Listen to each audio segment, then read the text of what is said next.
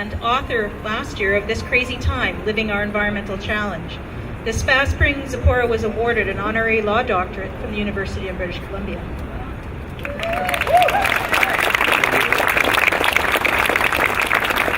Thank you so much, and thank you to the organizers here and across the country who are creating this important moment for all of us. You know, there was a time back in, say, 2008 or 2009 when the world was talking about climate change. Canada was talking about climate change. In fact, our own federal government, our Prime Minister, rushed to Copenhagen and at the time told us that climate change was the greatest challenge that humanity has ever faced. Well, the year before, of course, when climate was a bit lower in the polls, he referred to Kyoto, the agreement to reduce emissions, as a socialist scheme designed to suck money out of good projects. But anyways, back to Copenhagen. 2008, 2009, our government was saying that climate change was the greatest threat that humanity had ever faced. And then it went away, except of course it didn't. We know now that this year 10 million people face food shortages as a result of the worst drought conditions ever in Kenya, Somalia, Ethiopia. MIT is reporting a 70% increase in the severity and frequency of violent storms. In Canada, in some parts, major cities are flooding. In others, we have record fires and droughts that are destroying communities, threatening our forests. And this year, the United Nations told us that more people will lose their homes globally as a result of climate change than war.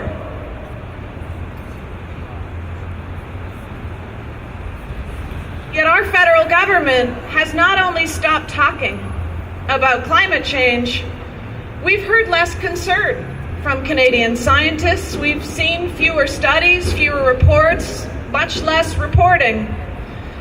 So fast forward to today. The message we're hearing from the federal government, as you've heard from our previous speakers, is very, very different. We're urged by our federal government to support nation-building projects like the Enbridge Northern Gateway Pipeline, the Energy East Pipeline, Keystone, and Kinder Morgan right here in our backyard, despite the fact that scientists around the world and Canada's leading scientists have urged governments to ensure that we keep the planet below 2 degrees. In fact, our own government committed to keeping the planet below 2 degrees in Copenhagen. Yet, we're aggressively pursuing the expansion of the oil sands. Already the single largest and most destructive industrial project on Earth. The oil sands are the fastest growing source of Canada's climate pollution. So despite the good efforts of people across the country to reduce climate pollution, our pollution is increasing dramatically. Pollution from the tar sands doubled in the last decade. It's predicted to double again in the coming decade. Currently projected to hit 104 megatons of CO2 by 2020. That exceeds the combined emissions of 85 countries. So last year, the International Energy Agency said if you want to keep the world below 2 degrees, you can't plan on doubling or tripling expansion of the oil sands. That it's completely inconsistent. That our government's plan for 9 million barrels a day is consistent with a world that faces 6-degree warming scenarios. They also said that for every $1 spent on cleaner technology, we'll save $4 spent in dealing with the impacts of climate change. My point here is that oil corrodes.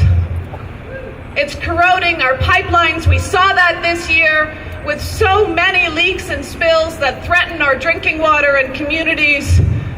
But more so than just corroding pipelines, oil is corroding our democracy.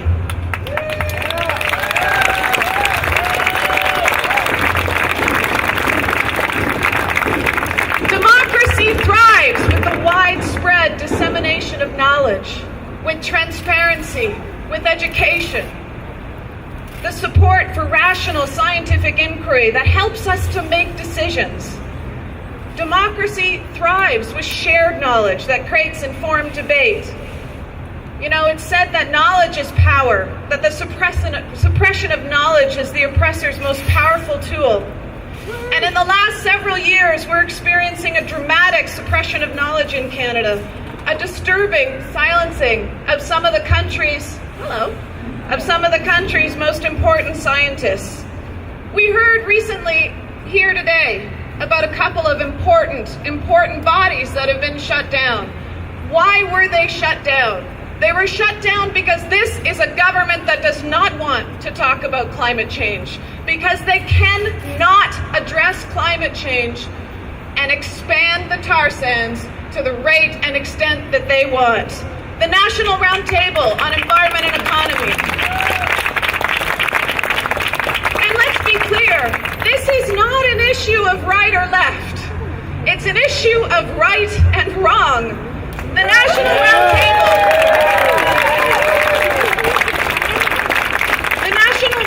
on Environment and Economy was set up 16 years ago by Prime Minister Mulroney. It's a Tory body, and for every year since, they've produced reports on how we can have a solid, progressive, and healthy economy and reduce climate pollution, create a low-carbon economy. So what did the government do? It shut it down. The Atmospheric Research Station, doing important climate research and data that was leading the world. I'm here today because I want a Canada back that leads the world.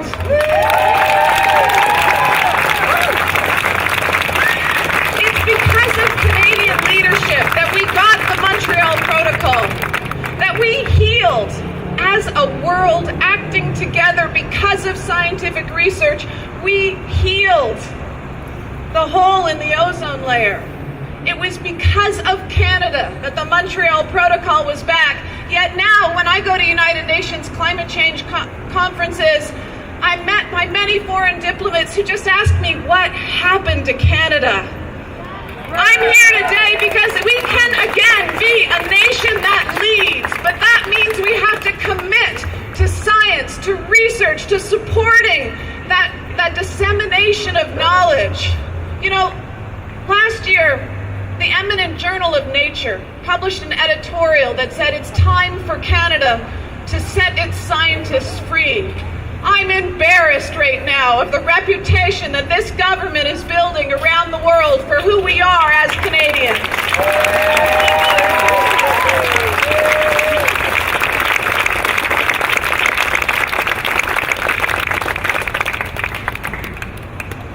One last thing I'll mention, the real world impacts of some of the changes we've seen over the last couple of years.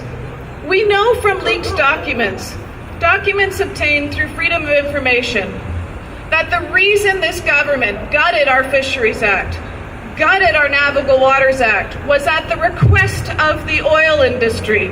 Why? Because those laws that protected us were in their way. The Enbridge Northern Gateway Pipeline, for example, crosses 1,000 streams. If we don't have those laws, we don't have the application of science in order to protect our drinking water and biodiversity in this country. So what does it physically meant? After those laws were eradicated, over 3,000 environmental assessments for major industrial projects were canceled. We no longer do environmental assessments, we just accept the projects. We need to demand that those laws are put back in place. We need to support our scientists who are rising up across the country and saying we need to fund scientific research. We need to call on our government to free our scientists and let them speak to us. And here's an idea. How about we take the $1.2 billion a year that this government is giving our taxpayers' money to subsidize the oil and gas industry, the most profitable companies on the planet. How about research the toxins leaking into the drinking water of the Athabasca Chippewa First Nations and the tar sands? How about we use that money to research the impacts and data of what's happening on climate change?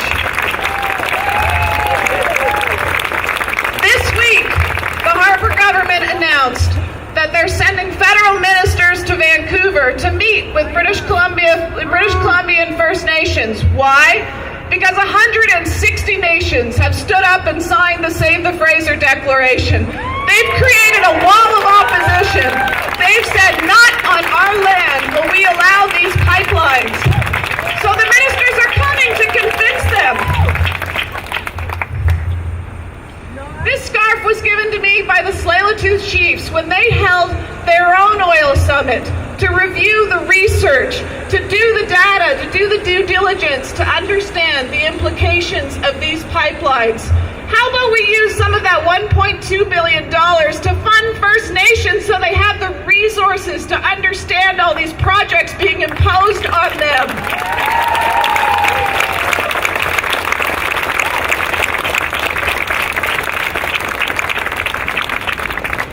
There are moments in history when citizens are called upon to stand up. When we've seen such collusion and corrosion, when we have policy that's being designed in the oil patch instead of in Ottawa, we are called upon to stand up. And this is one of those moments. We don't know in the climate era what the future holds. But today, here and across the country, we know who holds it, and it's you. Thank you for standing up for science.